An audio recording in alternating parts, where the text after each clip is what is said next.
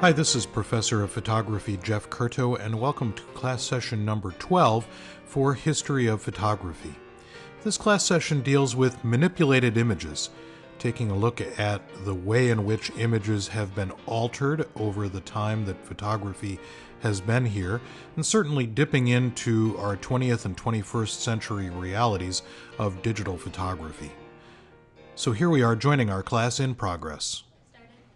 Today's topic, The Past is Prologue, looking at manipulative images or manipulated images, and seeing if we kind of come to the digital age. And just because apparently her last week or so was filled with, or at least a couple of weeks, filled with irony, yes. Beth sent me this in email last night, I guess. I didn't see it till this morning, but where did you find this? This was in Santa Fe. I was Fe? walking the streets in Santa Fe. What is Past is Prologue? I just liked it, and I didn't even connect it until I... And then all of a sudden looked at the class topics, and here we are. So anyway, what is Past is Prologue. So our overarching question for the afternoon is, how do we get from this, a picture considered to be a fairly important and certainly powerful portrait, to this as a picture that we might also consider to be a portrait. And kind of to see if we can bridge that gap between those two different kinds of photographs and see if we can figure out where we are in our current digital age and see if we can kind of examine how we got here and maybe even examine where we're going with all of this stuff. So another sort of overarching concept for the afternoon is that some people are never satisfied. Some people are never satisfied. I mean, here we had, in 1839, this medium that suddenly did the thing that everybody wanted. Everybody wanted realistic pictures that were very, very accurate of the way the world looked, especially of the way people looked, and they had it.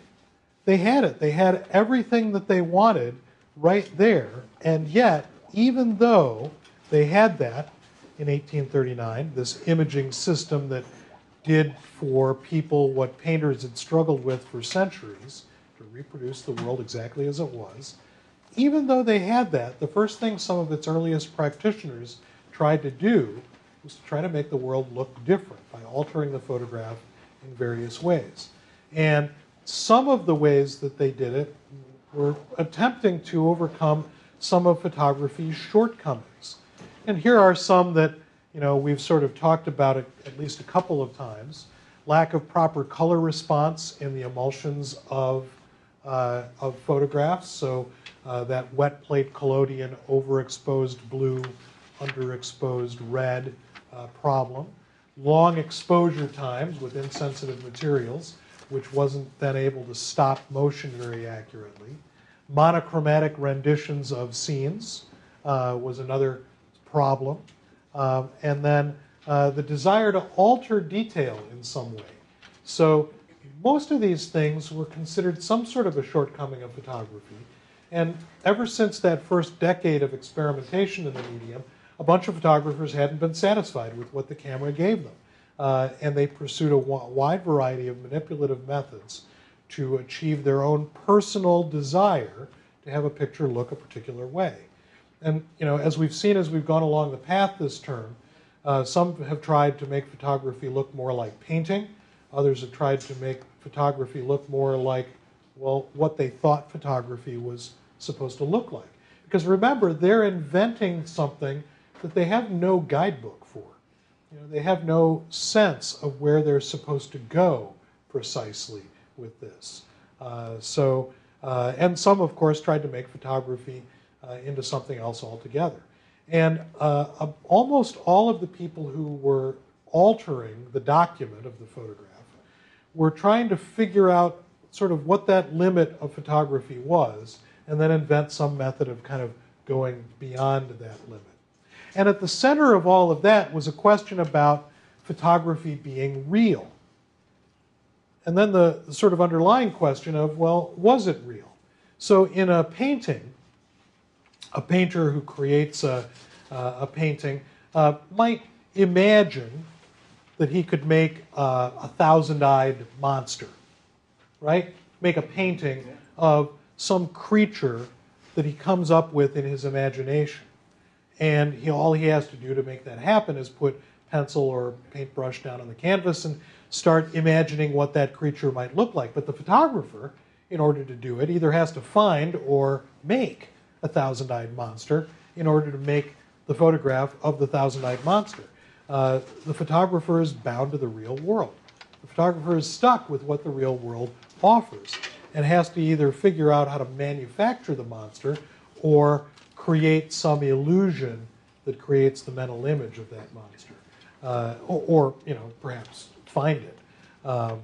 So one of the things that's interesting about photography is that when we see a photograph of something or some place or someone, we, the viewer, are unconsciously convinced that if we'd been there, we would see it exactly as we see it in the picture. That somehow, if we had been standing in that place, we would see that thing, that place, that person exactly as the photograph shows it to us just then, in terms of shape and texture and form and light and everything else. And yet, we're shown time and time and time again that that isn't really true.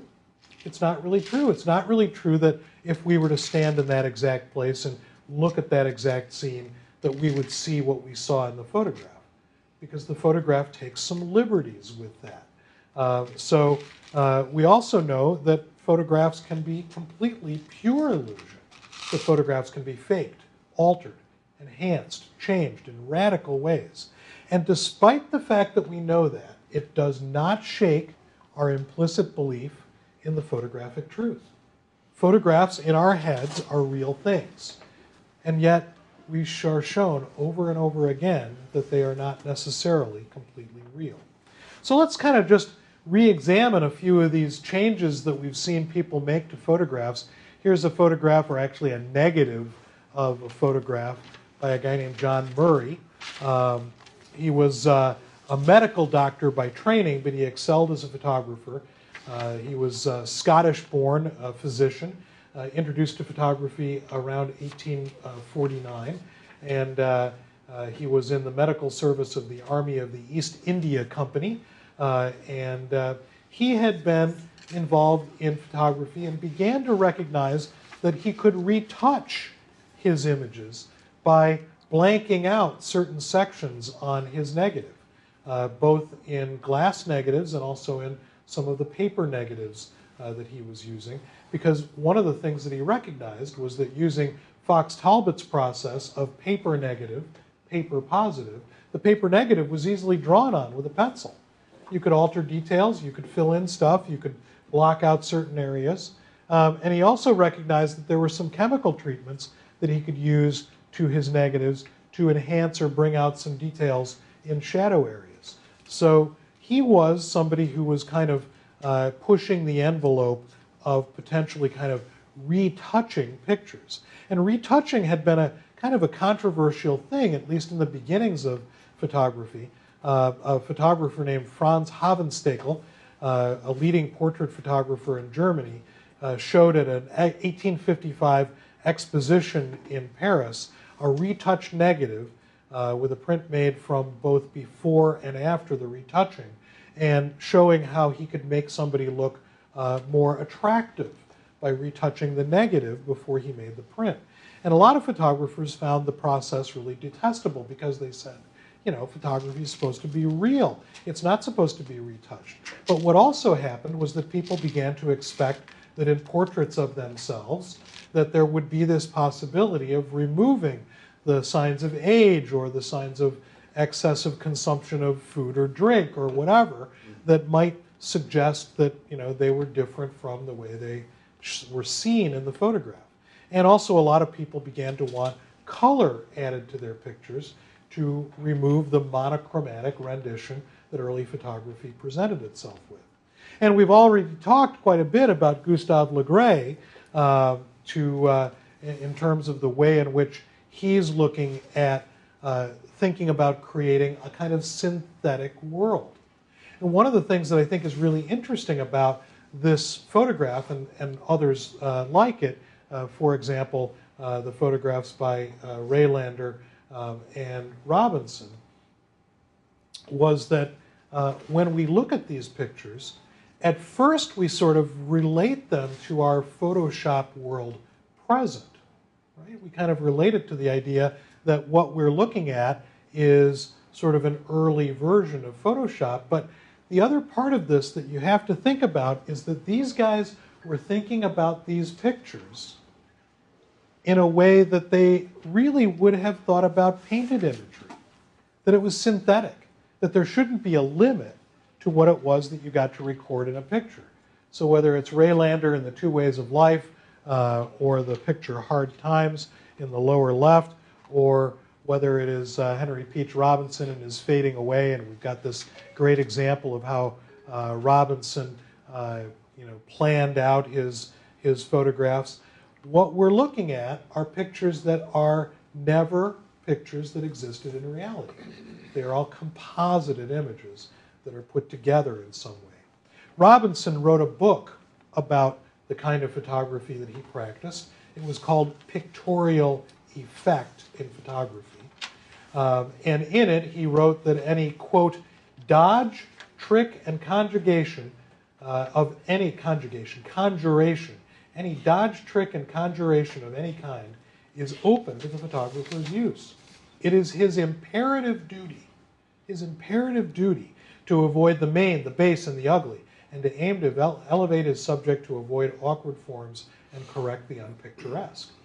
Pretty interesting, right? So here's a guy, writing in the 1850s and saying that it's the photographer's imperative duty to avoid main, base, and ugly, and to elevate subjects, to change the document, avoid awkward forms, correct the unpicturesque. And it's also interesting to note that this picture, Fading Away, elicited a tremendous amount of criticism in its day. And the criticism wasn't devoted to the picture or the fact that it was created synthetically by combining several different images, as we've discussed before. But rather, the criticism was leveled at the sort of morality of whether it should be possible to tell the true story of the dying girl. Now, she wasn't really a dying girl. She's really an actress hired to play the part. But from the 19th century viewer's point of view, this was so real that there was this criticism of the fact that, maybe it's not right to show a photographic document of a dying girl. And what's really interesting is that from the 19th century reader's point of view, somebody reading the literature of the day, a photograph was patently different from a written description of a fictional character. You might read a story about this young girl, getting sick and dying, but the photographic document of that exact young girl getting sick and dying, it was something that was very difficult for the 19th century mind to kind of wrap itself around. And the difference between fiction and reality in a document that should be real. So the death was too much for them? They didn't like the whole... The death wasn't too much for them. The documentation of it was too much. Okay. And the fact that, if you're reading in a story, say something by Dickens, and somebody, gets consumption and dies, that is okay because it's a fictional character, it's a story, but here's a story, and while this is a fictional character, it's a fictional character with a face that you'd recognize on the street if you walked by her, right? And it kind of comes to play the same kind of role that sometimes we have with the difference between, a character on a television show or a movie and that person in real life. We sort of assume that the actor might be like that in the real world, when in fact the actor isn't like that at all in the real world. They're playing a character. So it kind of plays off of that idea. So what's interesting is that they weren't that squeamish about that kind of a death thing. They were just squeamish about the fact that it was a death of somebody whose face was known, right? So and they couldn't separate the difference between the fiction of the picture and the fact that the picture was fictional but of a real person. So, and you may recall I had some of these in the classroom a while back when we were looking at portraiture, but there's another application of multiple printing, and that is these composited images that try to lend a sense of artistic flair to photographic documents. So these are from a photo studio in a sort of medium-sized Michigan town. So these are people who are wanting to have their portraits made, and the studio offers them the option of having something that looks more artistic. And of course, one of the things you can kind of see is that the template is the same for these two. It's the same studio, right? So, Stunich and Sturts or whatever it is, use the same template. And it's just a piece of glass plate material that had a section of it that was blanked out so that they could double print the other picture of the person in there, right? So there were commercial applications for this idea of multiple printing that went beyond the kinds of things we've seen Raylander and Robinson do. So these are 1880s, 1890s. The daguerreotype, when it first came out, was often called a mirror with a memory. And in fact, if you saw one of the daguerreotypes I brought into the classroom a long time ago, you may recall that the mirror surface of the image was one of its sort of trademark or hallmark pieces, right? The fact that it's this super shiny surface that requires looking at it in a kind of particular way. So it was often called the mirror with a memory.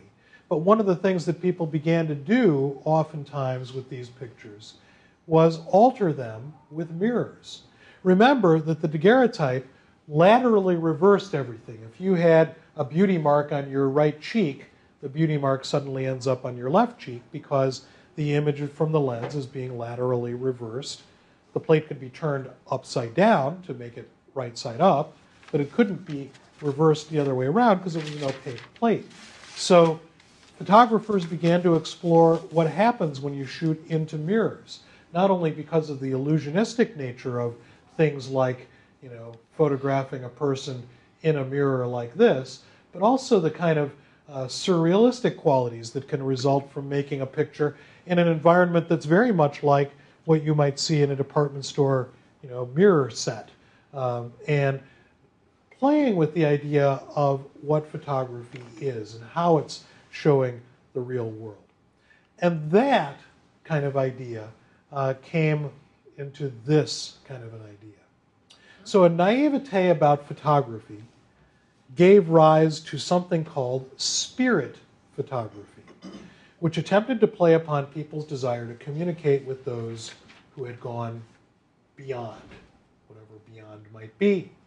So it was closely tied in with a movement called the spiritualist movement, which started in the mid-19th century. And the spiritualist movement had a belief that a medium could help a person communicate with someone from the afterlife. The medium typically was somebody who had some special powers or special intuition that helped them connect the person in the living world with the person in the afterlife. So spirit photography is directly connected to this spiritualist movement, and it's also connected to a period of time of general naivete about photography in a sort of general way.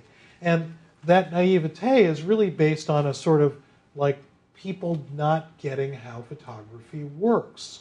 So we can look at these pictures and we can sort of see, oh, well, they get these guys to pose like this, and the exposure is 30 seconds long, and they get this person in this white gown to come in for 10 seconds of that 30 seconds and then leave.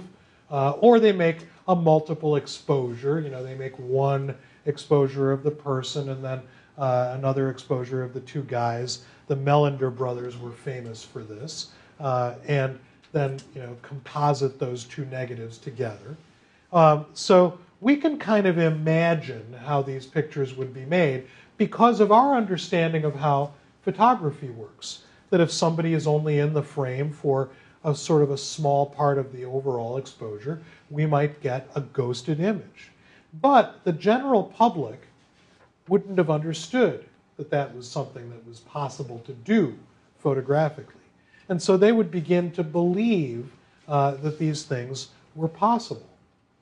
So these photographs, made by a whole lot of photographers, almost all of whom were preying on this sort of hope or faith that those who had left this world really wanted to and were able to communicate with those who were left behind. And those people believed that these photographs were their loved ones. That power of suggestion was quite strong. Did they make a lot of money off of these? Or what? Yeah, this was definitely a scam sort of a situation where people would make a lot of money, really completely playing on the sort of hopes and dreams of those people who are left behind in the living world while others have died and moved along. And, you know, for any of you, and myself included, who, you know, who've lost somebody super important in their lives through death, you know, there's never a time where you don't sort of wish, wow, wouldn't it be great to be able to have just one conversation, you know, one sort of possible conversation. And if you're naive enough and that hope is strong enough, there might be this idea that what you could do is communicate in some way. So in our present time, you know, here we are, 2014, we see the supernatural as something being the opposite of technology. To us, this stuff seems to be the patent opposite of, like, you know, the internet or other kinds of technologies that we use every day. But to many people of the 19th century, the technologies of the day seemed supernatural in and of themselves. The science fiction writer Arthur C. Clarke once said, "Any sufficiently advanced technology is indistinguishable from magic." It's a pretty interesting quote, right? Any sufficiently advanced technology is indistinguishable from magic. And I can remember in my head, in my memory, the first time I connected my computer to the outside world, and being sort of amazed that I could go and, through this network, communicate with somebody somewhere else. It was pretty astonishing to me. I remember fax the same way, sort of like, how is it possible to make that work? So we've looked at this book a couple of different times here. Whoops, there she is. Oops, didn't mean to do that. I hate when I do that.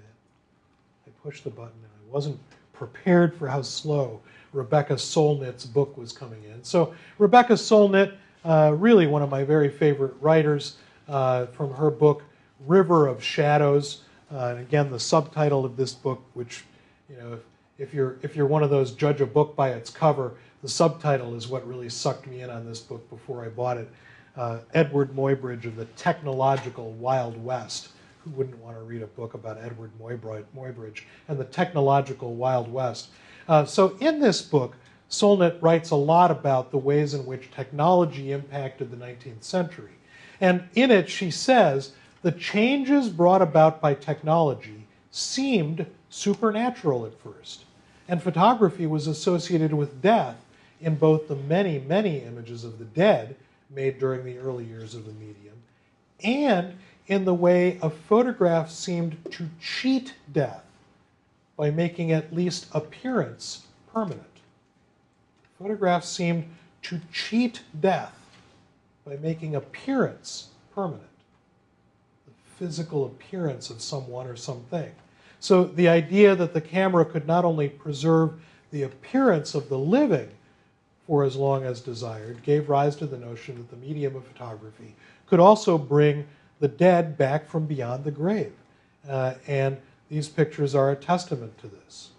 So for us, in our time, it might be difficult to comprehend that power of belief and the power of suggestion and hope and dream that could turn a double exposure of a dummy in a sheet into a miraculous message from the afterlife. And it's preposterous in some ways that someone could claim that these were dead people that we now know through a photograph. And yet, we can look at lots and lots of photographs like this early portrait, where we feel that we know something about these people and the bond between them. And so I would submit that it is possible to receive messages sent by those who have been dead for many years. We don't need necessarily a seance. We don't need that medium. We maybe just need the medium of photography. We need photography to kind of help us bridge that gap between what was and where we are now. Photography has contained within itself this remarkable mystical power to connect us to the past in a really tangible way. Pretty terrific picture, daguerreotype image. So getting back to the idea of manipulating these pictures, color was often added to these early photographs to give them a more natural or pleasant appearance.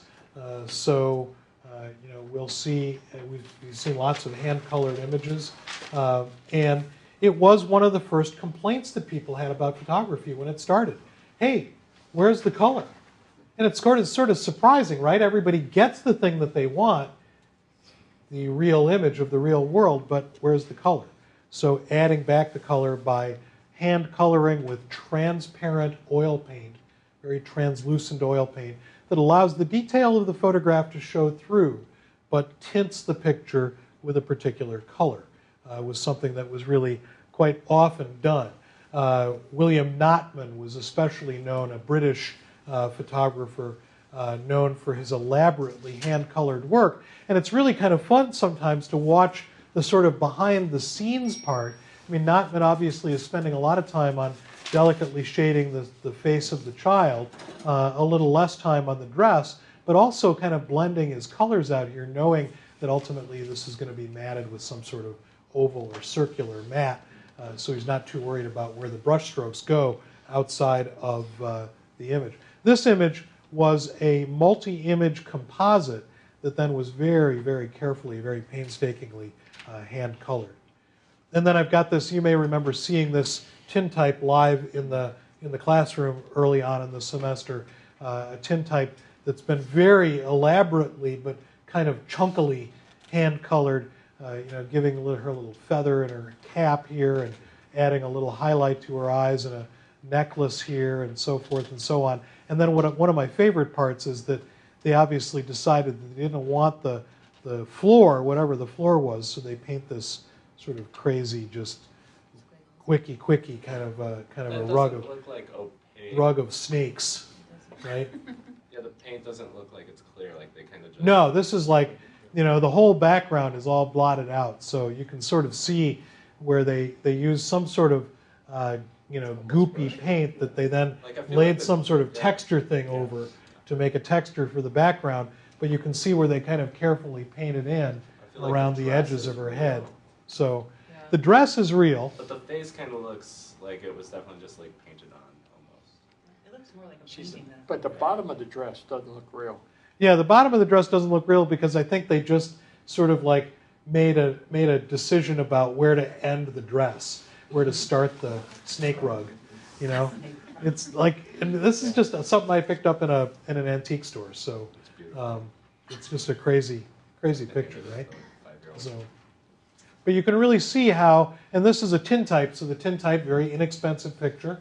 Somebody might spend 50 cents or $1 on the photograph, but maybe another $1 on having some of the retouching done, a little rouge added to her cheeks, a little color to the eyes, etc. So the other thing that we've looked at is pictorialist photographers. These guys who came in kind of more or less two camps, straight photographers and those who altered the image. And we've looked at the idea before and considered the idea that both of these groups, the straight pictorialist photographers and the manipulative pictorialist photographers, were both interested in promoting the art of photography, but wound up going about it in radically different ways. So here's Casebeer's photograph of Stieglitz, and then Steichen's self-portrait with the radical gum bichromate material laid over the top. So there was this desire for making images look like something else. And that desire was about a desire for beauty and art. Because you will remember that our discussions about the pictorialist and secessionist photographers centered around their desire to have their medium perceived as an art form. And so they arrived at a wide variety of processes that they emphasized. And we've talked about gum bichromate as a great manipulative medium. We've also sort of, I haven't really talked about bromoil. If you've been reading along in the textbook, you would have seen bromoil mentioned using pigments to create images. It's often lumped together with other pigment processes like gum bichromate, but bromoil started out by using a regular bromide enlarging or printing paper, and then was bleached in a variety of ways to provide a kind of a resist that could be inked up with oil-based inks and then pressed onto a piece of paper.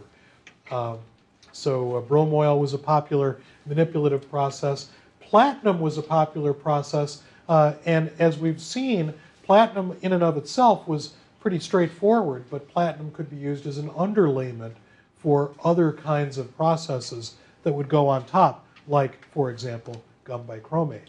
And then there's also fairly extreme manipulation of both the negative and the print. So here in Frank Eugene's photograph that is Adam and Eve, part of his strategy was to literally take the negative and snap it over the edge of a table to and then reassemble the negative, put it back together and print it, so that what he got was a very literal kind of break between the previous Adam and Eve and the post-Apple Adam and Eve. So manipulation of the print and the negative, and then scratching the negative you can see here, and then probably printed in gum bichromate to kind of give this ethereal look to it.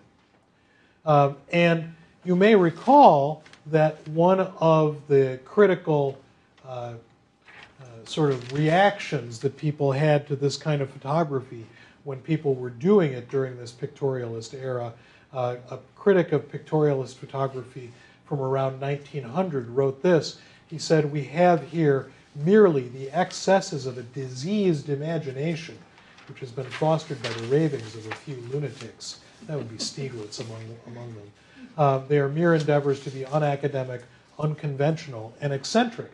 And yet, of course, as we've seen, it didn't stop photographers who were trying to figure out how to make pictures that didn't look like photographs in order to elevate their medium to high art with a capital A. So they're really trying to figure out a way around, but they're doing it by rather dramatic manipulation of their medium. So a question that arises, and we talked about when we talked about Stieglitz and the pictorialist and the photo secession, is the confusing difference between what Stieglitz and his friends say they're doing and what they actually do. And we sort of talked about the fact that they said they wanted photography to be this straightforward medium, and yet a lot of them, like Alvin Langdon Coburn, are practicing fairly heavily manipulated photography. And there's a kind of conundrum there, a confusion between those two things. And one of the things that I might think about is it possible that they were manipulating images simply because they could?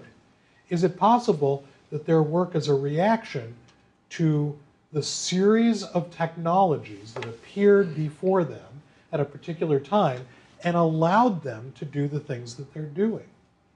So is it possible that this is the 19th or early 20th century version of Instagram?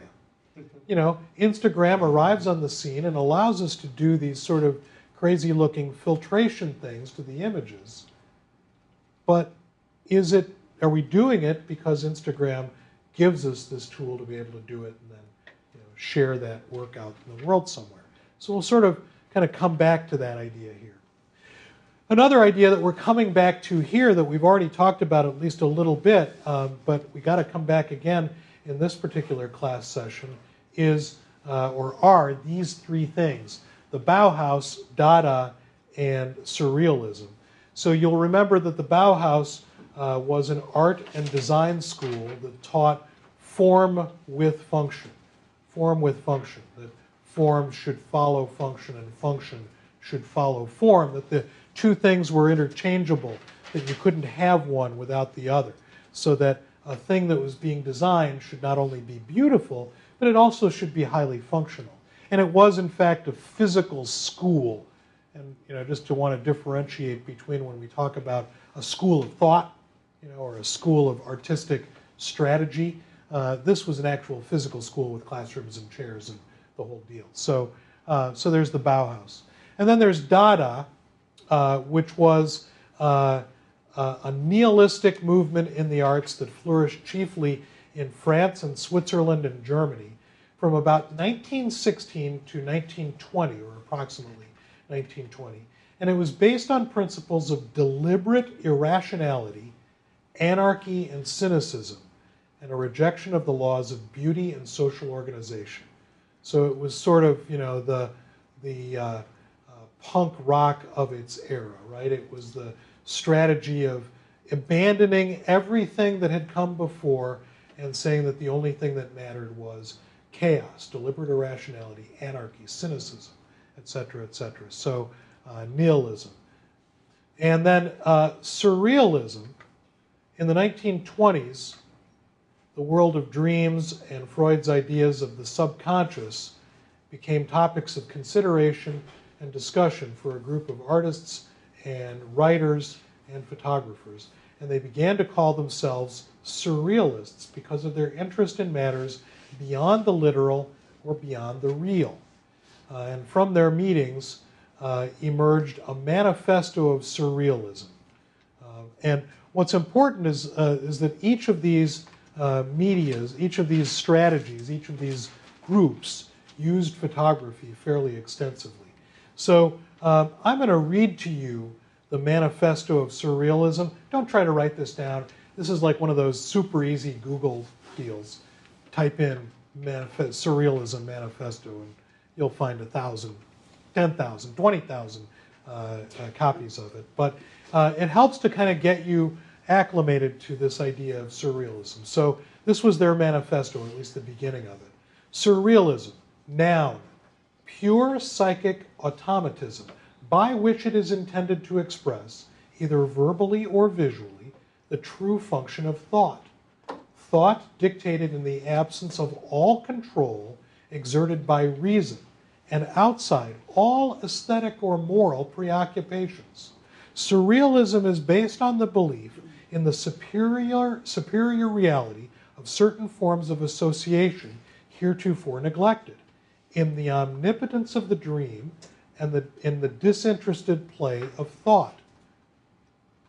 So, surrealism presents, this is me now, surrealism presents in meticulous detail recognizable scenes and recognizable objects which are taken out of their natural context, distorted, combined in crazy and radical ways as they might be in dreams.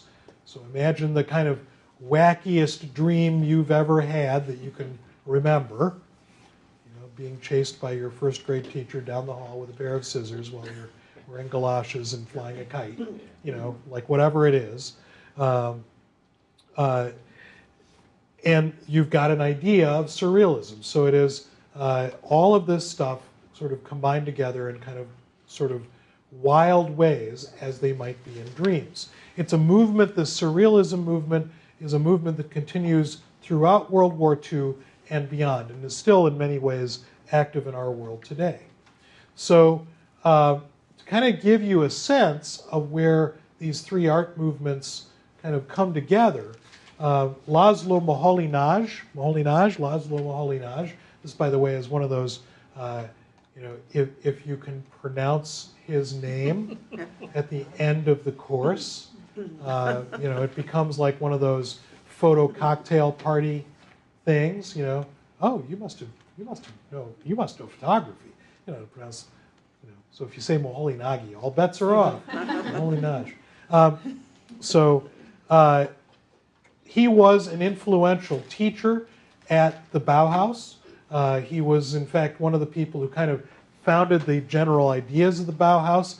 And in doing so, he attempted to find some new ways of seeing in the world, and experimented with radical uses of photographic materials in an attempt to replace the pictorial conventions of the 19th century with what he called a new vision, which was compatible with modern life in the world. So he was really working with photographic materials, combining them in collaged, or what he called montaged ways, and even playing around with what you could do with photographing projection or photographing photographs over again and experimenting with that. One of the Dadaist artists and also sort of crossing over into Surrealism is Man Ray. Man Ray, who said, "It has never been my object to record my dreams, just the determination to realize them. It's never been my object to record my dreams, just the determination to realize them," making photogrammic images. And then a guy named John Hartfield, who was actually born Helmut Herzfelde. Helmut Herzfelde, born in Germany, and changed his name to John Hartfield in 1916 in protest against German nationalism. So he changed his name as a protest move. He was strongly critical of the Weimar Republic, very critical of Nazi Germany. His art was banned there throughout Hitler's Third Reich. You could kind of see why with this image of Hitler opening his mouth and ingesting all of the money into his gullet. Was radical in the kinds of visual images that he put out that were intended to be political propaganda. And what was interesting about many of these photographers, Man Ray, Moholy-Nagy, and a number of others who were involved in making images during this time, Hartfield wasn't a photographer per se. He was merely a designer guy. I shouldn't say merely. He was a designer who would come up with these ideas of photographs that he wanted to make. And he would commission photography or find an image that he felt would lend itself to being collaged or montaged together in this way, and would create these images. For Hartfield, the message was always primary. The message was more important than the image. And in fact, when you find a lot of his images, they are of fairly low quality because they were not really intended to be hung on a wall in a gallery. They were intended to be mass-produced in newspapers and magazines and put on posters and spread all around cities to act as protest. Andrew? So, are you saying he was more of like a graphic designer than a photographer? More of a graphic designer, but using photographs in a really dramatic way. So sometimes he'd make his own photographs, and other times he'd like commission photographers to make a photograph, or he'd find a photograph that a photographer made and said, "And I got to use this to make this document that I want to make." So in a sense, he acted more as an originator of ideas and employed photographers to carry out his instructions on how to create things. So as we continue along the line of talking about manipulated photography, let's talk about one of the great photography manipulators of all time, Ansel Adams. Wait a minute, Ansel Adams in a manipulated images class? How could it be? Because we don't really think about Adams as being a strong manipulator of photography. Dodge and burn. And yet, he really was. So, let's just sort of quickly give a little bit of a historical lesson in black and white film-based photography, something that's sort of, shuffled off to the side at least a little bit in today's world. But if the original scene in a photograph looked like this, and it was shot with black and white film without a filter, the result was something that looked like this. But what was discovered was that if the emulsion was pan chromatic. Remember how we talked about the wet plate collodion being overly sensitive to blue and insensitive to red? It was what was called orthochromatic, sensitive only to a certain segment of the spectrum. But black and white film, as it went along, became panchromatic, sensitive to all colors, in such a way that when you made the photograph, what you got was every color being represented more or less as the same intensity of gray or white or black. But if a panchromatic, sensitive to all colors of the spectrum film, was exposed through a yellow filter, you got something like this. And if you expose that through a red filter, it blocked out all of the blue light, meaning that this became underexposed, and some of the other bits and pieces that were red and yellow and so forth became more exposed, relatively speaking. So this is a technology piece that has been in place since panchromatic film arrived in, the 1920s or so. So what Adams did... So, how was the application of the filter in that? Filter on the front of the camera. On the front, okay. Front of the camera, all right? So what Adams did was he took that idea and used it to his advantage. So here he is talking about visualization, about his method of thinking about photography. So he first said he saw what he called the majesty of the sculptural shape of the dome in the solemn effect of half sunlight and half shadow. And he took a picture of it without a filter over the lens of the camera.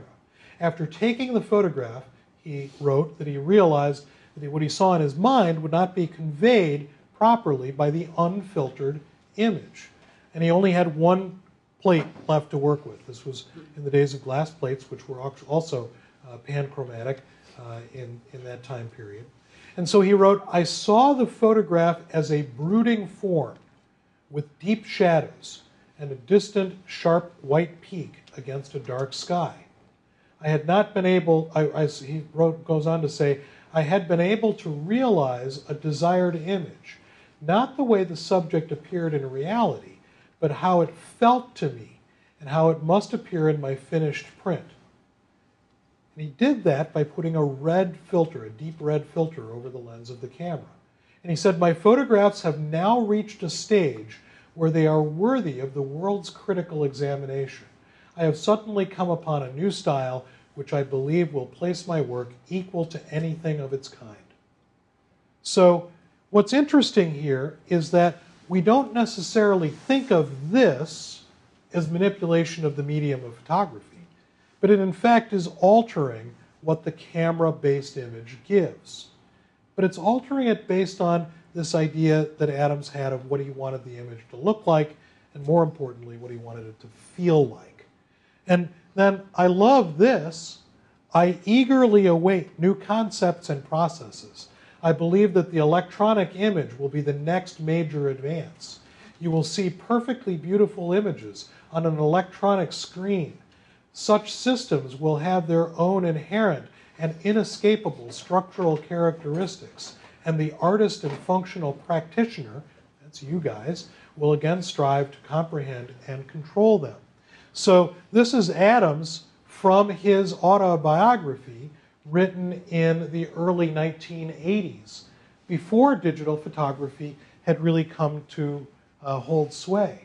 And in fact, in 1983, when I worked briefly with Adams, he was excited, tremendously excited, about the way in which digital photography would change the landscape for photographers and allow him to make photographs that he'd only been able to dream about making before.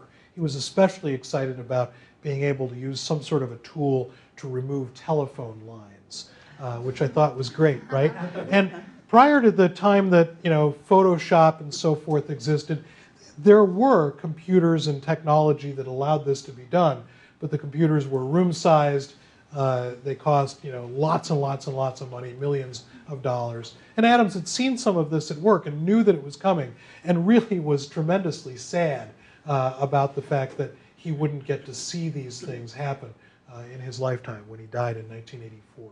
So And so at the time that Adams died in 1984, he was talking about this device, which had just come onto the marketplace, the Quantel paint box.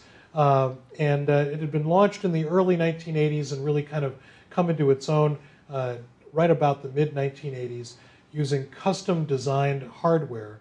And in the late 1980s, Quantel embarked on lawsuits against the Adobe Photoshop software package and another package called Matisse, made by the Spaceword Graphics Company, in an attempt to protect the patented aspects of the paintbox system. They won the initial case against Spaceword in 1990, but lost the case against Adobe in 1997 because these guys had actually figured out all of the stuff that Photoshop eventually figured out a little bit later on. But one of the things that began to happen was we began to get actual commercial applications of these kinds of ideas. And one of the first ones was this Queen album released in 1989, The Miracle, which used the Quantel paint box to create this multi-head, almost Hydra-like image of the faces of the band members. So the Quantel paint box is somewhat lost to history, at least a little bit, replaced as it has been by Photoshop and other related technologies. But these kinds of technologies existed, they just hadn't reached sort of escape velocity yet. Before we sort of wind up at the end today, I want to talk a little bit about image manipulation in the late 20th century and on into the 21st century as well. And it has involved not only manipulated subjects, but manipulated images, and then, of course, trying to deal with this computer age that we find ourselves ensconced in and trying to figure out how we can make sense out of it. So if we have some issues with manipulated imagery and trying to figure out what that is, what happens when we have manipulated subjects? In contrast to images that announce their synthetic nature, what do we do about the rest of the photographic world?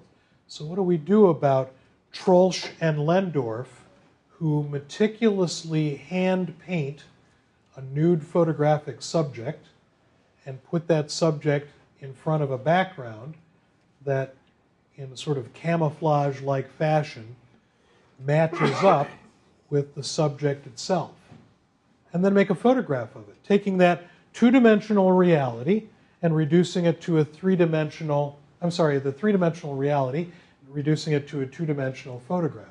So what we're looking at is a nude subject painted to match the rags, the bundle of rags that she's lying down on, and then photographed in front of that situation, and taking the kind of weirdness of that, three-dimensional thing, but now it's a two-dimensional thing and we don't really perceive it in the same way, sort of asking us some questions about the three-dimensional to two-dimensional relationship of imagery. So I'll give you the hint of there's the hand and there's the arm.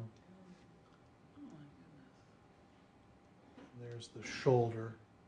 It's one of those the things. head. How do you know that? One eye. But then it all sort of devolves. Like, we know the rest of her torso and everything is there, but it all sort of disappears. So they've given us this little hint. So how do we deal with that? I mean, if it's a straightforward photograph that at the same time of being a straightforward photograph is also a heavily manipulated image, what do we do with that? And what do we do with Arno Minkkinen? I consider myself, he says, to be a documentary photographer. If you see my leg coming up from underneath the water, I am underneath the water. I treat the medium in the same way a street photographer does. What happens in front of my camera actually happens in reality. There are no double exposures, no digital manipulations. Instead of giving expression to the world's outer appearances and perplexities, I have wished to explore the inner world of our fears, hopes, and desires in an attempt to make communion with the one world we inhabit.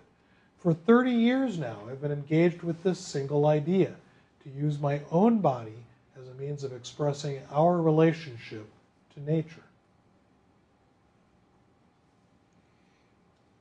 So photographers have always known that straight photographs are actually highly contrived, tremendously subjective. Yet for well over a century, there's been this kind of unspoken contract between the photographer and the audience. And the contract is an agreement of some sort, an agreement to embrace the myth of photographic truth. So we look at this picture and we sort of imagine that it must be manipulated, and yet it's not at all. It's a straightforward, regular, old, ordinary, black and white, darkroom print. Never digitized, shot on film, and yet here we are looking at this image and trying to figure out what's going on with it. And it's really just all about how Minkin poses himself, where he is, how he works through the process of making the photograph. Gregory Crewdson, who says, well, the way we work now, and really it's the only way possible, is to work in a little bit shorter production schedules. When we're shooting on location, we'll work for 3 or 4 weeks. We try to shoot enough to make 10 pictures, all of which were conceived months before we arrived on our location. When we work on a soundstage, like we did with those house pictures describing this, we work similarly. We'll work a few weeks building 4 or 5 sets. In other words, we don't go out just to make one picture. So he builds a house, props it, decorates it, floods it, brings in a model, and then makes a photograph.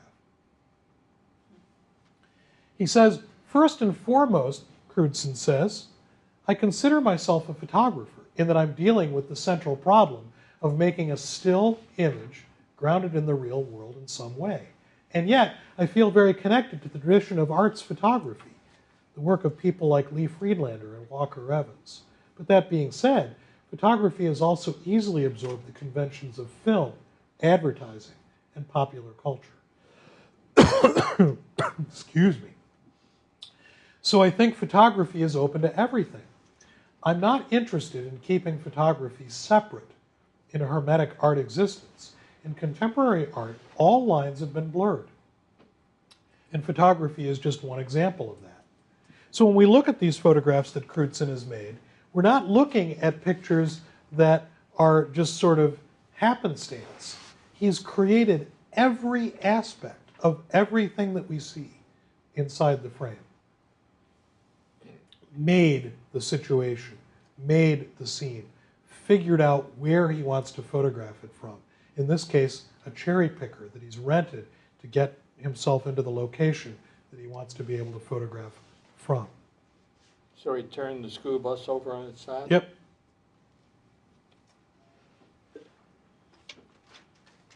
Joel Peter Witkin, whose photographs are powerful images of what he calls the human condition, and looking at the beauty within the grotesque. He has a tremendous and very deep interest in spirituality and the way it impacts the physical world in which we exist. So he says that he pursues, quote, complex issues through people most often cast aside by society. Human spectacles, including hermaphrodites, dwarfs, amputees, carcasses, people with odd physical capabilities, fetishists, and any living myth, anyone bearing the wounds of Christ. Witkin initially begins all of his images by sketching his ideas out on paper, perfecting every detail by arranging the scene before he gets into the studio to stage elaborate tableaux. Then he spends hours in the darkroom, abrading his negatives and making photographic prints that both hint at 19th century kinds of imagery, but also look much more made than taken. There's a tweet going out here about Witkin talking about his work on a video that's pretty interesting. So it's not just about the art world either. In the Soviet Union, the years 1929 to 1953 were the years of Stalin's rule, the dictator Stalin. So Stalin has agents who arrest and kill anyone who disagreed with his politics, calling them enemies of the people. And so he would then have Communist Party workers remove any trace of those people from photographic archives so that the people were disappeared, not only in their life, but also in any evidence that had ever connected them to the political reality. So this guy who was Nikolai Yeznov was a senior figure in the Soviet secret police. He fell out of favor with Stalin and was excised from the image. And excised from every image, excised from the annals of history. So revisionist history. How do we have the one that's not removed? If he was removed. They found it in an archive. Oh, okay. Yeah, of like secret Soviet stuff. What happened to the person that? There's a great trying to remember the name of it. I don't think I have it on that slide, but it, I'll try to remember the name of the website that's about, it's all about Stalin's removal of people from photographs. So Well, it's the kind of, Commissar Vanishes. That's the name of the website, and I think it's the commissarvanishes.com. It's great. kind of like the Egyptians going in and Yeah. taking names off the structures. Then we have Jerry Uelsman. Uelsman solidly within the Surrealist tradition. That's why we looked at Surrealism earlier today, because Uelsman, who believes that the darkroom is what he calls a visual research lab, still working at this today, began his exploration of multi-image photography in the 1960s and has been doing it ever since. Oftentimes extraordinarily elaborate imagery that very carefully and very painstakingly take up to 6 different enlargers with a negative in each one, and moving the print paper from enlarger to enlarger, combining images in such a way to create illusions that never really existed. And what's fascinating about this is that, when, at least in my experience, when I first encountered Jerry Uelsman's work, long before I knew anything about the history of photography, I was flabbergasted. How incredibly cool is this? But of course, it has this tremendous precedent, right, of all these photographers who manipulated the way the world looks.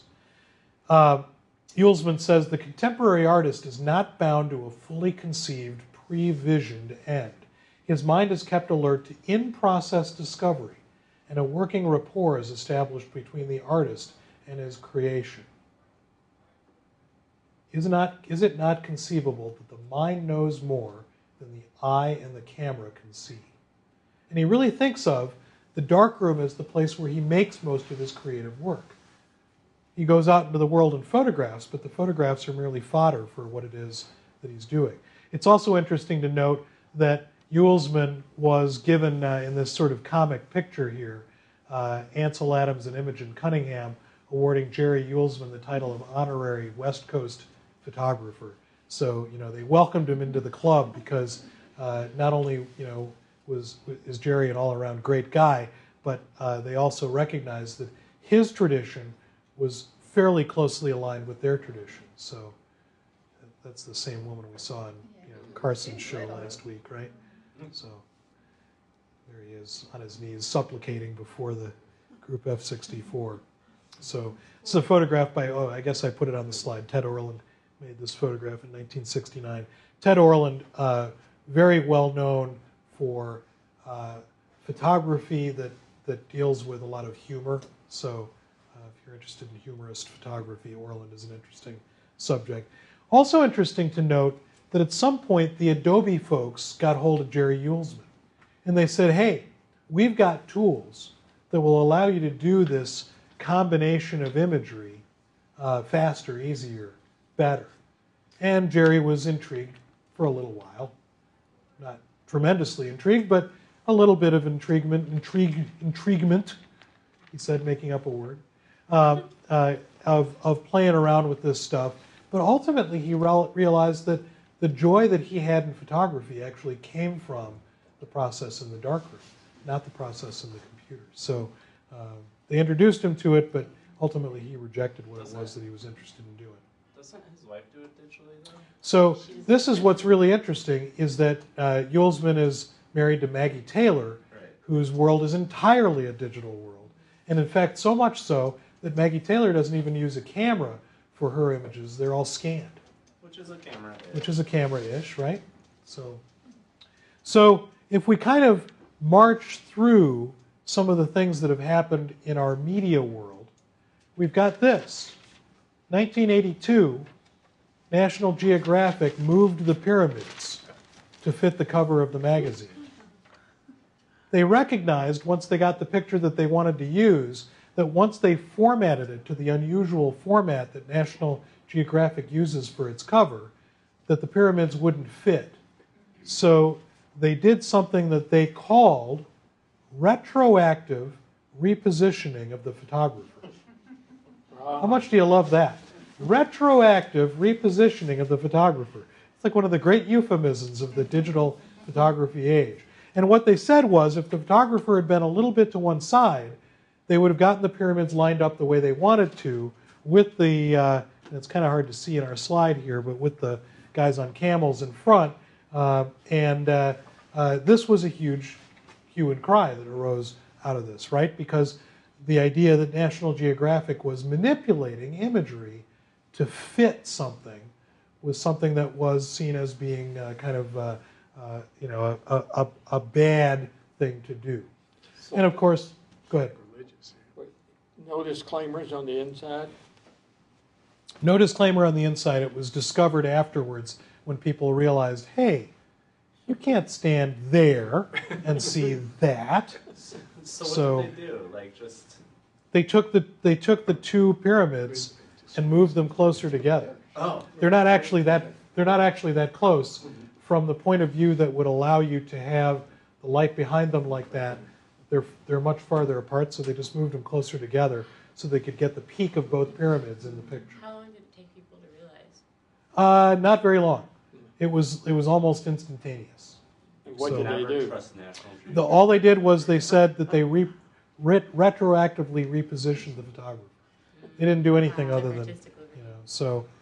Then, of course, in 1989, the cover of TV Guide had Oprah Winfrey's head on Anne Margaret's artificially tanned to match body, and of course that was an uproar. But an even bigger uproar was this one. In 1994, the very same week, O.J. Simpson appeared on both the covers of Time and the cover of Newsweek. The same exact week. Same exact photograph used for the base image, but obviously one heavily manipulated and another one not heavily manipulated. And so, of course, there arose from this all kinds of conversation about how we perceive skin color versus guilt, how we see criminals as dark-skinned people, that whole conversation rises to the top. And it probably would have gone maybe not unnoticed, but perhaps maybe not as big a deal if both magazines hadn't arrived on the newsstands at exactly the same time, so that you're walking by the newsstand and you see the same exact photograph treated dramatically differently. I've always been also very intrigued by this hard image here, heavily vignetted, skin made much darker and much more contrasty, and then the sort of soft headline, An American Tragedy. Whereas this picture, much softer in every possible way, a standard mugshot, Trail of Blood. So a very different treatment that maybe ultimately winds up in the same sort of spot in some way. But it did begin a really important conversation, not only about things like retroactively repositioning a photographer, or whether it's okay to put one person's head on another person's body, but how manipulation of photographs affects the way we perceive things in the public eye. For the first time, I'm noticing the actual his prisoner number, and the text is very different in both. It's bigger, I think. Yeah, it's just that his head is bigger. I mean, it's partly because, They've Time obviously made- Time made him a little smaller and vignetted around the edge, and Newsweek made him a little bit bigger. Okay. So we get a little bit more. And, Time has that red border around the outside. Newsweek doesn't. But the text does look very different. It does. Like between the two. It It's just like if looks the B is cut off bigger. on the Yeah, so they might have, right-hand yeah, side, it looks and like the it's B is right on the enhanced a little left-hand bit or side. something. It's And of course, actually- there's a mailing label problem there too. They've expanded the size of the letters, letters yeah. and they Yeah. made it more. Made it more prominent. Yeah, you're right. Prominent on the You're right. Slenderized I hadn't on the noticed right-hand that. side. I hadn't noticed that either. But they manipulated the mailing address so you could see through it. Yeah, I'm not sure what happened there. I don't know whether that's just the spot where the label would go and it was rendered translucent to begin with or not. So Doesn't it look like his white shirt is much bigger on the Newsweek one? Like they just expanded the whole picture and the whole size Yep. of the image. They bloated it. Yeah, Maybe yeah, but at the bottom. it's like they put it on a copy machine and said, I want 110 or 115%. yeah, so he's blown up quite a bit. Yeah. And it doesn't really appear that way because the weight of his much darker skin on the right-hand picture plays as heavier. So, so that was one sort of salvo, 1994. Also in 1994 was this one, Art Wolfe. Now, Art Wolfe, a photographer known to some of you perhaps, but maybe not to all of you, is considered one of the most important nature photographers in the history of the medium of photography. Nature photographers of the sort of people who go out into the natural world and make photographs of animals and natural things out there in the world. And nature photographers are a particular breed in a way because they are oftentimes equal parts naturalist as they are photographers. So they're people who understand a lot more about the natural world, know more about the natural world. So Art Wolfe, a very famous, very well-respected naturalist photographer, nature photographer, produced this book called Migrations in 1994. And Migrations was a book about migratory animals and about the way in which they moved from one habitat to another. And what was discovered later on, after the book had been published, was that about a third of them were fairly heavily digitally manipulated. And in the nature photographer's world, this was a terrible, terrible thing. Because the nature photographer is the sort of person who brings along a spool of thread to tie back the branch, the little thin branch, to make sure that that branch doesn't enter their photograph, but also make sure that at the end of the photo shoot that they untie the thread and put the branch back where it was. And I'm not making fun. I'm just saying that it's that degree of care that they have for the natural world. So what was discovered is that Art Wolfe had made this photograph, but somebody figured out that the same zebra was duplicated about 8 times in this picture. You can see it. The same zebra was duplicated over and over again. But it's the And cover. he caught, well, inside of the book, about a third of the images were manipulated. And so Art Wolfe said later on, in Migrations, I embraced the technology that was available to me, and I took the art of the camera to its limits. It wasn't a moral issue. It was just in the beginning we were naive. We didn't use any identification to say that this was a manipulated photograph. And he says that's the sole issue. Photography has never been an accurate recording of what's out there. For years, photographers have manipulated images by using different lenses and filters and films and in the darkroom. And in the end, he said he altered about a third of the images in the book. And this unleashed a firestorm in the nature photography world, especially in the nature photography world, which went to the pages of their magazines, Outdoor Photographer and Nature Photographer, and berated Art Wolfe for changing the way the image looked. Galen Rowell, a contemporary of Art Wolfe's and a very accomplished nature photographer in his own right, was among those who criticized Migrations. He wrote a 5-page letter to Art Wolfe, which was published in Nature Photographer magazine, and in it he scolded his friend, but also professed admiration for his work, and his bottom line in this letter was, don't do anything you wouldn't feel comfortable having revealed in a caption. So there was this new conversation about what should happen. And then what was really interesting, this is in 1994, and in 1995, here's Galen Rowell, who comes out with a book called Mountain Light.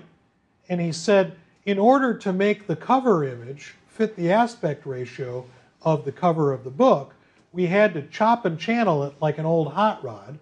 And for those of you who are not familiar with your hot rod terminology, I've put this up here. Chopping is to chop the roof and the pillars so that the roof line is narrower or shorter, and channeling is to remove some of the channels underneath so that the body sits lower on the frame.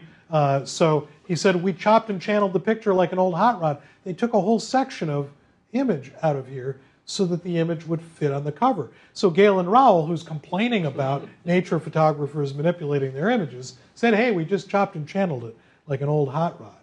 So the cat was out of the bag. Photographers were manipulating images left, right, and center. And a bunch of years pass, and we get this guy, Adnan Haj, manipulating this photograph of Beirut after a bombing. And there are a couple of things about this. One is that this photograph by Lebanese photographer Haj was bought by Reuters and put out on their news service. And it was shortly after that that somebody said, you know, that image on the right isn't correct. I can see the clone stamp. Yes. Yeah, and of course the most amazing thing is that somewhere at Reuters there was a photo editor who let through something that we wouldn't let through in Photo 1101, right? You know, we tell the Photo 1101 student, you know, you got to resample every once in a while to kind of get it to look natural, right? So it's crazy because it looks completely fake. After the forgery of the image was discovered, Haj was dismissed and the photos were pulled from the Reuters service, and he has not worked for any major news agency since then. So we can kind of see this, but this one's a little bit stranger. What? You want me to go back? The one on the back, is the one on the left the original? The one on the left is the original. Why manipulate? You didn't even improve it at all. Like there's Made the smoke blacker. Yeah. On the right hand side or left hand side. Well, they just made the image darker, which gives Yeah. it an ominous tone, Exactly. more of an ominous tone. Why did he clone stamp more smooth? I just feel like it was unnecessary. Unnecessary manipulation. So this one is a photograph by Alan Detrick of the Toledo Blade newspaper. And this one's really interesting because it raises some different kinds of questions. So here's the problem. Those legs underneath the right-hand set of numbers. So you can kind of see what's going on there. I'll take that circle away so you can sort of see what's what. So the dilemma is that news photographs should be completely natural, right? They shouldn't be manipulated because otherwise we're then led to believe that this real photograph is real and maybe it isn't. And you know, we might look at this and say, well, yeah, it does totally make the picture better. You know, it makes the picture a better composition and a little less weird to have those legs not sticking out from under there. But from the news photographer's point of view, it is an unacceptable manipulation of the photograph. Now, the story here is that these numbers of these players, these were players who had been killed in some sort of car accident or something. So that's why those numbers have to be in the picture. So that's why we have to have the crop that we have so that those numbers show up in the image. And I'm sure that Detrick thought he was doing the right thing, but he was not doing the right thing, and he was fired from the Toledo Blade, partly from this photograph, which was the sort of the last straw that broke the camel's back. What they did is they went back through the archives and they discovered that he had manipulated hundreds of photographs, removing details, adding details, putting things in where they didn't belong, removing microphones from people's hands, you know, all kinds of like stuff that nobody had ever really caught him on before. So the question about realism in journalism is another question of the manipulated image. And then there's this, Red Book Magazine's cover, 2007. And you've probably seen a number of other examples of this, this is just a pair of images that I've sort of put together in a looping little video so you can kind of see this. So, here is, Faith Hill on the cover of Red Book magazine, the original photograph, and then the manipulated photograph of what they've done to make her look more, what? Trim. Thinner, Yeah. certainly. Eyes. Taking the bags from under her eyes. Changed the sort of structure of her shoulder. Added a bit more hair. She only has an elbow in this one. In that one. Like you can see it there. And then she has an elbow. Changed the foreshortening of her arm. So, and of course, on one level, this just tells us about the way in which fashion photography has sort of what it's become. But it also begins to help us ask questions about body image, what we put out there in the world as correct or incorrect body image for women in the world. This has especially become a bigger issue with younger women and the way in which body image is portrayed and what perfection is supposed to look like and whether perfection is attainable. So it's a really interesting it's an interesting question of how this works. Yeah, pictures only hint at reality now. And then there's this. This one is an especially interesting photograph because all it really deals with, at least in part, is a crop. A crop and then a clone, right? Because there's more space to the right of Obama than there is available here. So this was on the cover of The Economist. Obama versus BP. This reads the rather editorialized headline, right? And then the original photograph here on the right, this is one of the leaders of the parish there, that sort of like an alderman here, or county chairman or somebody, who is showing Obama the site of the spill, and this is somebody from a cleanup team. So it not only changes the look of the photograph, but it completely changes the way in which we read the photograph. Was that photojournalist fired as well? Because that's a total... In this case, the photojournalist sold The Economist this picture for the cover. Oh. But the picture was on the cover this way. So who did that then? So The Economist did it. The Economist makes the editorial decision to put a downcast, defeated-looking Obama, which is completely different. I mean, he's listening here, right? Yeah. So, and in some ways, it doesn't even matter where you fall on the political spectrum, because we can really see how this change of this photograph now begins to change our perception of what it is that the photograph is saying. So is he listening to people who are telling him about this, or is he in sort of full-on lamentation mode? And they darkened the whole image down, too. Yep. Darkened the image, cropped in a little bit so that we don't see, some of the materials that are being used to clean up, or the police tape line. So it changes the tenor of the photograph in a complete way. Well, it completely undermines her credibility as the Economist now, to me. I mean, because ethically, in photojournalism, that's totally off the table. You're not allowed to do anything like that at all. So The Economist would say it's not a journalistic image, it's an editorial image. It helps support our editorial take.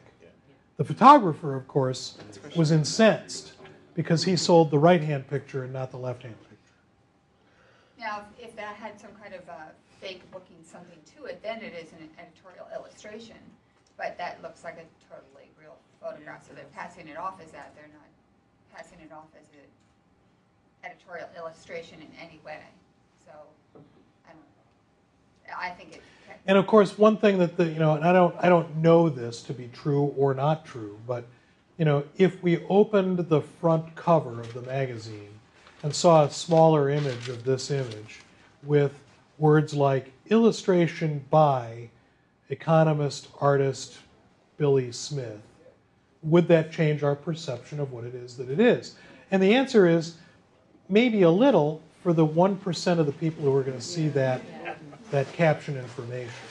So, and one of the things that I'm wanting to point out here when we look at these journalistic images or editorial images is for us to begin to pay more attention to what it is that we're seeing in the world, and what it is that it might have been, and where we can get trusted news, and how news, and one of the things that I think is a reality of our current time, certainly over the last decade or maybe more, is a tremendous striation in the news media, right?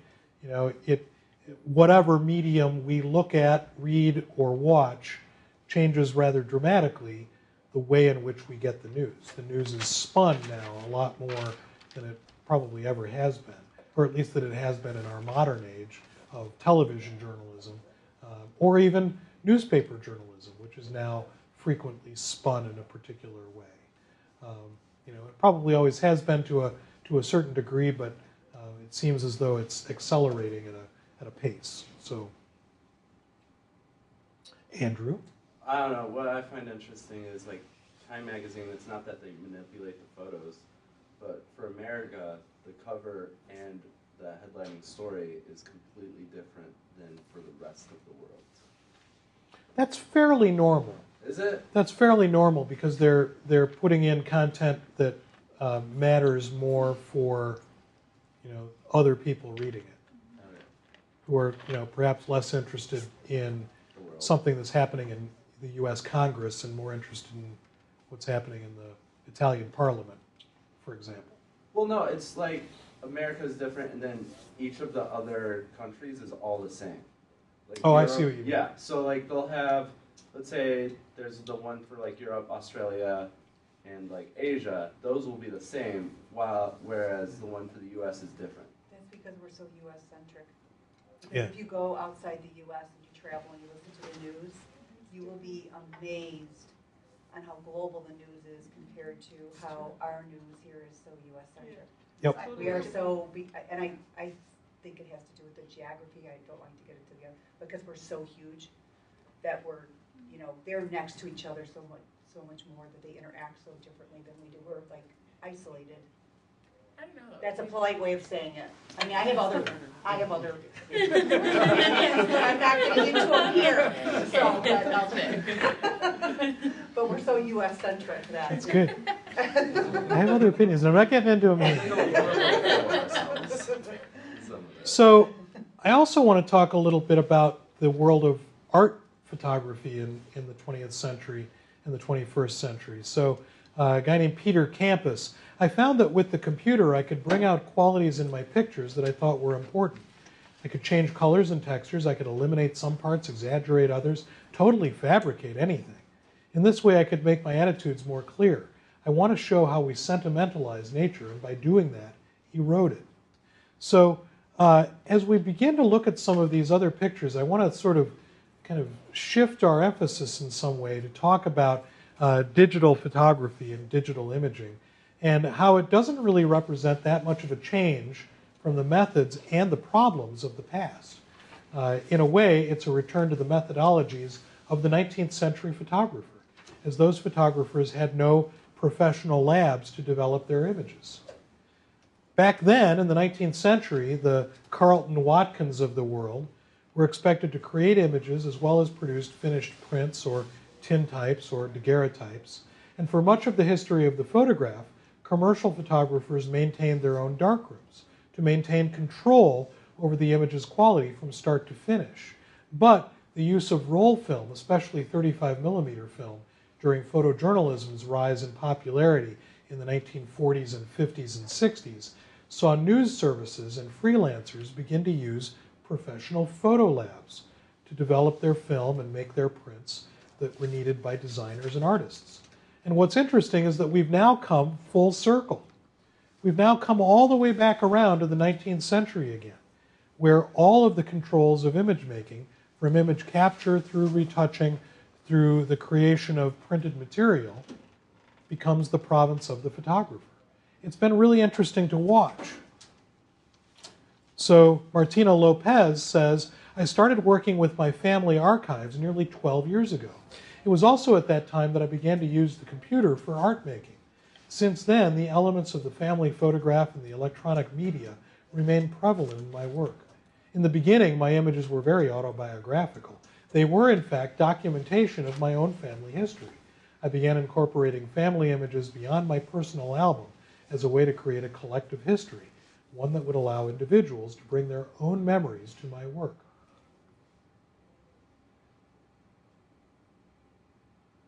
So another parallel exists between this most recent turn of the century and the turn of the century from the 1800s to 1900 in terms of technology and the way technology impacted the way things are in the world of imaging.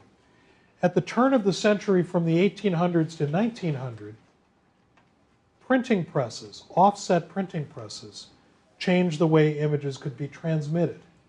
And at the turn of the century between the 1900s and the 2000s, the way the internet transformed the transmission of images, transmitting pictures so rapidly that we couldn't have even imagined it 20 years before. So in a lot of ways, the wizardry of the digital imaging area brings to mind the magical qualities associated with early photography. So if you think of it this way, Carlton Watkins had the advantage from a technological or quality control point of view to be able to code his own emulsions in the field and then develop the plates there on the spot so he could see what he had. And here we are with our digital cameras, our ability to change the ISO of their cameras. Anybody notice the new camera that was released this week with ISO of 250,000 as its maximum ISO? Which camera? I think it was a Pentax. Nikon released the D4, which is something like 490,000 ISO. Amazing but true. So here we are. We can change our ISO with the flick of a switch. No change of film necessary in the camera. And then post-exposure, we can see whether or not we got the right moment by looking at the LCD on the back of our cameras and seeing whether or not we not only got the moment, but whether we got the exposure right by looking at the histogram. So if we think about it, it's another part of this return to the 19th century. Watkins emerges from his darkroom tent relatively secure in the knowledge that he's got the picture that he wants. We look at the back of our DSLRs and have the same kind of information. So the twist is that Watkins needed to be fairly technologically adept. He had to have a tremendous amount of gear along with him, a tremendous amount of experience, a lot of bravado to be out there in the wilderness to make it all go. But today's digital photographer only needs to invest some money and spend a bit of time reading up on what they're doing to get pretty decent results. It's actually one of the sort of complicated parts of being a photographer in the 21st century is that, you know, the price of admission has come down and the ease with which images can be produced has gone way, way up. So the part that's most interesting for me is that we're right in the middle of all of this right now. We don't have a lot of definitive answers to some of the questions. And in a lot of ways, the world that we inhabit right now is like being alive at the time from the switch from the daguerreotype to the wet plate. We're really in the middle of that right now. You know, maybe at the tail end of the middle or toward the latter half of the middle, but we're seeing a sea change in the use and the distribution and the conceptual basis for making images. I mean, one of the things that I think is really interesting is if either now or 25 or 30 years ago, if I asked this group, how many people do you know who have a full, high-end, black and white and color darkroom in their house? The answer would be, well, you know, I know one guy, but, you know, he's special, different, you know. And, you know, really, all of us do, right? We all do. We all have a super high-end black and white and color darkroom sitting in our houses. And really cool about that darkroom is it also helps us balance our checkbook and write an email to our mom and, you know, the whole deal, right? So darkrooms, chemical darkrooms, are single function spaces, whereas our computers have become these sort of multi-function spaces that have accomplished so much of what we do every day, the fulcrum for our lives. Pedro Mayer. Pedro Mayer, a Mexican photographer. Some of you found Mayer's tremendously useful and wonderful Zone Zero website. I know some of you did because some of you wrote your photo history in the news pieces about Mayer's zonezero.com website. So Mayer's images mix pieces of history, introducing saints and devils, reimagining Mexican legend in the contemporary time. So looking at the way in which those ancient legends can be transformed. And in a way, there's a certain wow factor that we've always associated with digital photography, especially with the ease in which images can be changed or altered. You know, looking at that Faith Hill picture, it's sort of mind-boggling in a way that the picture like that can be changed so easily. And perhaps in some ways that's the difference. We've always wanted to change what the world is, but have only recently been able to create an image that changes reality in such a facile and seamless way. But along with those possibilities, each new process that photography has embraced has brought with it some limits and also some liabilities. Each of them necessitates learning new technical information to take advantage of those potentials. Additionally, it also requires that we formulate some new point of departure or mindset to properly take advantage of the way in which technology can assist us in realizing the visual effect that we want. Osamu James Nakagawa. I was born in the United States, he says, but much of my life has been divided between Japan and America. As a result, I feel like a stranger to both Japanese and English and languages and cultures. Photography has become my expressive bridge. In the drive-in theater billboard TV monitor series, I use the idea of a frame within a frame. I digitally paste images that I've photographed, which in my view represent some aspect of American culture, onto various types of screens that are abandoned, decayed, or decadently displayed. And again, I want to look back to our examination of the photo-secessionists, and we noted the irony of the photo-secessionist rhetorical stance in favor of pure photography and the reality of their very painterly, oftentimes, manipulation of their images. And it seems that the technology available to them at the time was seductive enough to compel them to work toward an integration of pure and altered in their work. And it seems as though they altered their images because they could. And today I think we find much of the same situation with regard to computers and the ease with which we can change images. Frequently, photographers change the facts of the images simply because they can, not necessarily because it makes pictorial sense. And it's been really interesting to watch that because it sort of is like rolling through that process of how photography works kind of all over again. Paul Thorel, a Frenchman working in Italy, says, "In my photographic portraits, I ideally remove the shape and texture from the face and keep only the expression, which is the only element that will remind me of somebody. What I want to create is a photograph in which there is only a vague resemblance to the real person." And so I suppose the question that I want to begin to have you ask yourselves, or that I want to ask anyway, is what the psychological motivation is behind changing the way a picture looks. Does it have to do with the same subconscious thought process that has compelled man to sculpt the land with walls and roads? Is there some way that we can link the gum prints of Steichen to the building of ancient Greek temples? Is altering an image's reality in Photoshop somehow spiritually akin to building a great cathedral? Is it the ability to change the way the world is in some way? Is the process of building, manipulating, or changing the way our world is in favor of what we would rather have it be part of what it is to be human. Is our sort of pushing these technologies forward, eventually, at the base of it, the same kind of thing that allowed somebody to build the Colosseum. Could it be that if we had a chance, we'd rather alter the subjects than alter the image? So questions to work towards answers to. Diane Fenster. My work derives technically from two different mediums, from the computer, which I first learned as a graphic design tool, and from photography, which I initially used as found material in the vintage or family photographs that I used in my art. It also derives from the practice of photography itself, which I began to explore in 1992 by taking my own photographs as a source for the images or photomontages that I had created with my earlier work.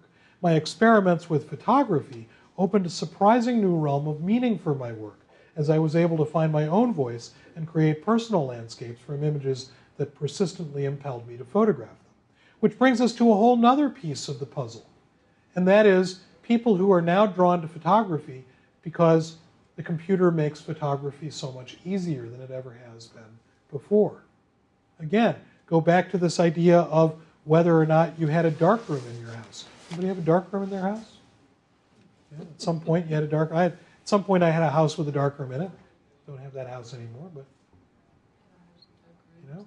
So here now we have what's that? She had a house with dark rooms. Yeah, dark rooms. I got a house with dark rooms. Can't afford to turn on the lights like that. Yeah. Photographer Amy Gwip, who sort of looks at identity issues. Ron Cathari creates sort of spiritualist images. So here we have photographers who are sort of maybe halfway photographers and halfway illustrators, sometimes making their own photographs or sometimes only using composited materials that they find elsewhere. So where have we seen that before, right? So what goes around comes back around. Howard Schatz, who sometimes photographs figures underwater and sometimes photographs figures not underwater, but manipulates the photographs to make it look like they are. Which one is which? He doesn't say. Albert Watson, who made that portrait that I sort of led off with this afternoon. Also an illustrator. You can see here using some Muybridge images to talk about time and the human body. And Olivia Parker, who we looked at before, I think last week, I think of the themes that inform my images as continually changing paths. Sometimes they disappear for a while, only to emerge and grow and change. Traditional still life in a contemporary form, toys and games, the history of science, museums, the edge between imagination, the man-made, and the natural world are all of interest to me.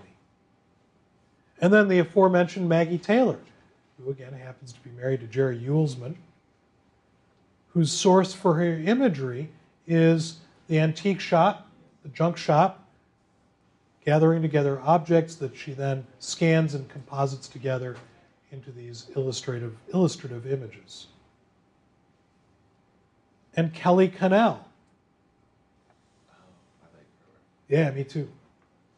These images were created as Connell, or Connell, I guess is correct pronunciation, Kelly Connell. These images were created from scanning and manipulating 2 or more negatives in Adobe Photoshop, using the computer as a tool to create a believable situation is not that different from accepting any photograph as an object of truth, or by creating a story about 2 people seen laughing, making out, or quarreling in a restaurant.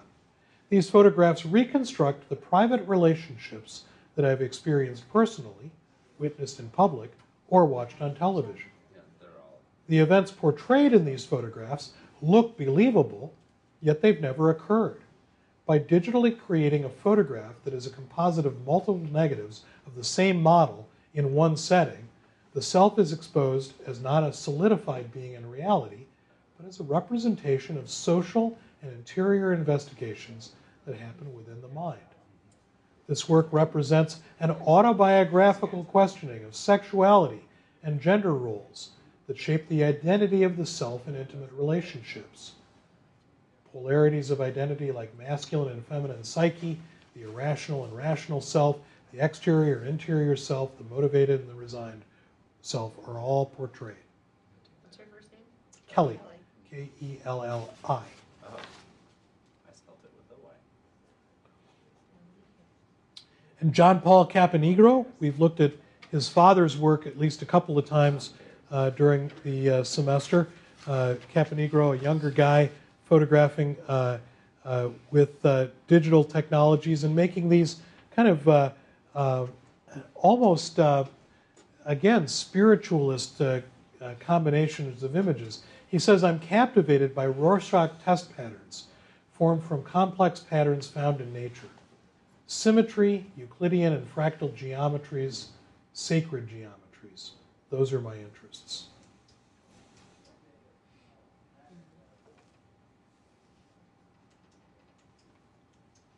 And Loretta Lux. Loretta Lux. Here is a review of Loretta Lux's work from the Village Voice, February 25th of 2004 by their critic Vince Aletti.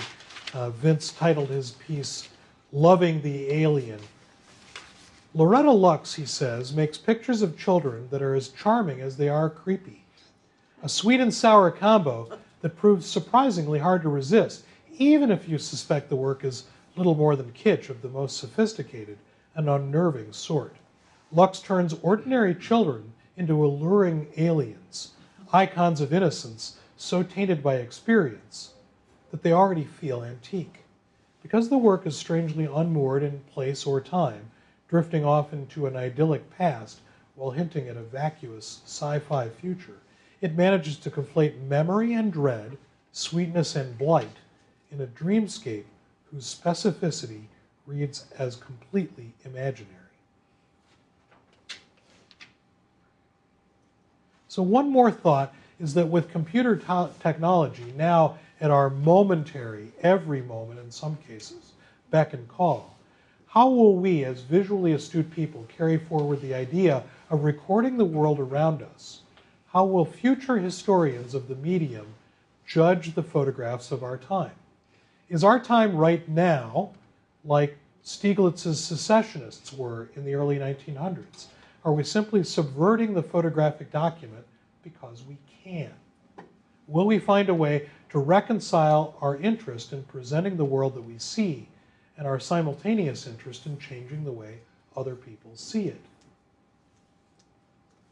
Aykroyd and Harvey make ambitious work that juxtapose natural forces of growth and decay with artifice, control, and randomness, creating time-based images that frequently reflect both scientific and architectural concerns. They say, we are exploring the capacity of grass to record complex photographic images through the production of chlorophyll. The equivalent of the tonal range in a black and white photograph is produced in the yellow and green shades of living grass. Although these organic photographs are exhibited in a fresh state for a short time, excessive light, or lack of it, eventually corrupts the visibility of the image. Our inquiry on how to fix these transient images has brought us close involvement with genetics through research with scientists at the Institute of Grassland and Environmental Research in Wales. These scientists have developed grasses that keep their green color even under stress.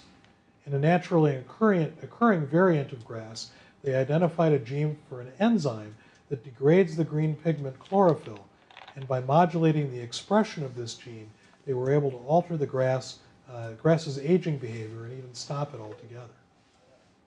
So photography as an intersection to the world of science. It's a really interesting way to look at this, and you can sort of see the installation view of these images here. So is that like grass that's growing sideways on the wall, or did they just like...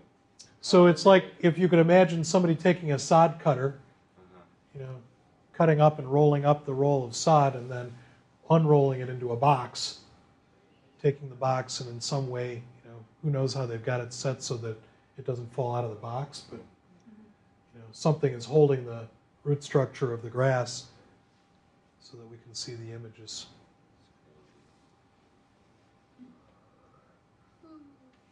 Bin Dan. Bin Dan was born in Vietnam in 1977 before his family immigrated to the United States in that same year. He's invented and perfected a technique for printing found photographs, digitally rendered negatives, onto the surface of leaves by exploiting the natural process of photosynthesis. The leaves, still living, are pressed between glass plates with the negative and exposed to sunlight from a week to several months. Coined chlorophyll prints by the artist Don, the fragile works are encapsulated and made permanent through casting them in solid blocks of resin. So he's able to, by co-joining process and conceptual ideas, reference history and the technical developments of photography. So I'm walking through one of the SPE conferences a couple of 3 years ago now, and this guy walks up to me, and I look down at his name tag, and he introduces himself, and he says, "I'm Bin Dan. I'm history." He was so excited to be involved in the history of photography class because he had seen the images on the web. So he sent me catalogs from a show that he had the work in, and then I'll just leave this up here. He sent me one of his chlorophyll prints. So sort of see that. So I won't pass it around because it's fairly fragile, but it was fun. He said, "I'm history." So, and then Mikhail Somerov. Somerov has erased the subject, retaining only the background. Seemingly a limited subject matter, Somerov has made it limitless without any boundaries. He incorporates an ingenious technical approach to both the photographs and some narrations that he uses to accompany the photograph. He creates a narrative caught in space and time, and what he's done is created a body of work that he calls Absence of Subject, where he's taken all of these images and famous images from history, the history of the medium, and it erased the subjects, leaving behind only the backgrounds.